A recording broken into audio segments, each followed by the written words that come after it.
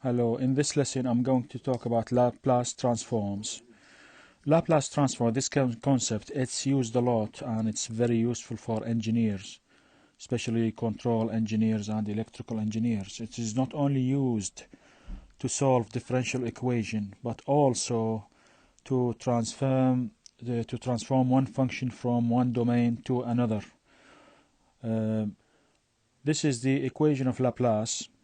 This L denote the Laplace.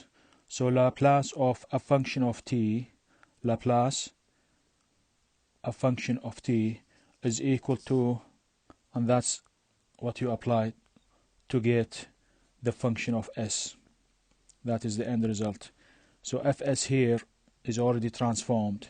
So you start with a function of time, or f of x, and you transform this into a function of s. So you start with ft and you finish with fs. Okay, so f of s, it's the transform of f of t. And later on in this lesson we're going to find also the inverse Laplace transform of f of t, inverse Laplace f of t, gonna give us the f of s. Let's do this example. So we've got a function of x, that is the definition of Laplace, that is the definition. So basically you can start from f of x. You take any function, to transform it you multiply by this e to the power st, e to the power minus s x, or xt, and you take the integral, you multiply it by the function of x. Let's start with a simple example.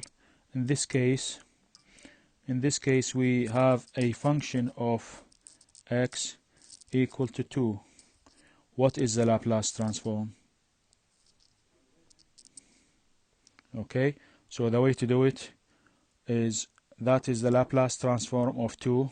Look at these parentheses, and that's going to be equal to this integral going from x equal to 0 to infinity. And then you multiply the original function we've got, which is 2. You multiply by this e to the power sx, and with respect, you integrate that with respect to x. That's the variable now. It's a function of x. Or if you have a function of t, it's going to be a function, a d of t. You integrate, and when you apply the limit between infinity and 0, you should get 2 over s. Just pay attention to the condition here. The integral must converge to a value, to a finite value, and that's what it says basically here. So s has to be greater than 0. Now we can do another example just to make this more clear. So in this example we are trying to find the Laplace of the Laplace of this function e to the power kx, the Laplace transform of e to the power kx, where k is a constant and x is the variable. So we integrate this function. The